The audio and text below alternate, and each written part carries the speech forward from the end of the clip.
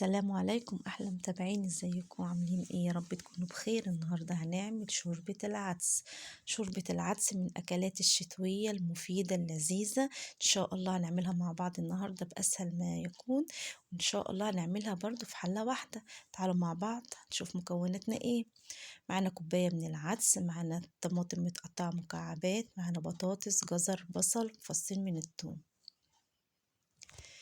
حلة على النار هنحط فيها شوية زيت وهننزل معاها بالبصلة بتاعتي.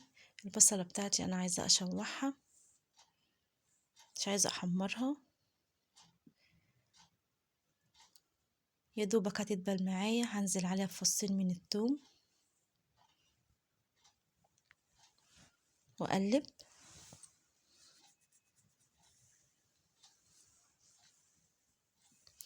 هنزل بالجزر وأقلب. بيفرق يا جماعة تشويح الخضار قوي مع العدس، بيفرق في الطعم طبعا، يبقى طعمه جميل. غسلت العدس وصفيته، هنزل عليه بالخضار وأقلب. عايزة اشوحهم كده مع بعض لحد ما يوصل لون كويس كده، وانزل بالطماطم هشوحهم كلهم مع بعض كده، وانزل بالتوابل بتاعتي. عبارة عن ايه؟ مكعب من المرق، معلقة من الكمون، معلقة من الكزبرة، معلقة من الشطة. الشطة دي اختياري. هقلب كله مع بعضه.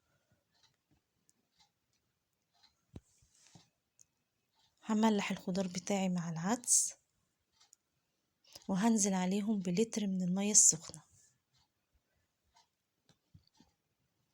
واقلب. هغطي بقى عليه حبايبي عقبال ايه ما يستوي.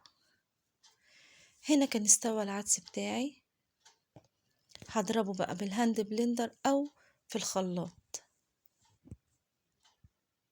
بس استنى عليه طبعا لما يبرد عشان ما يبوظليش الخلاط.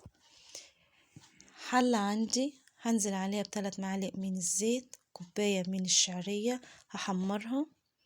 هنا كنت بضرب بقى العدس بتاعي كان برد.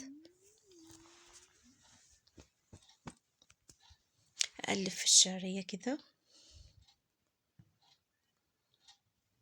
خلاص هنا قربنا نوصل للون الحلو الذهبي، وهنزل عليه بالعدس. هكمل بقى بقية الكمية. هنا كنت ضربت بقى بقية العدس، غلى معايا غلوتين وخلاص استوى.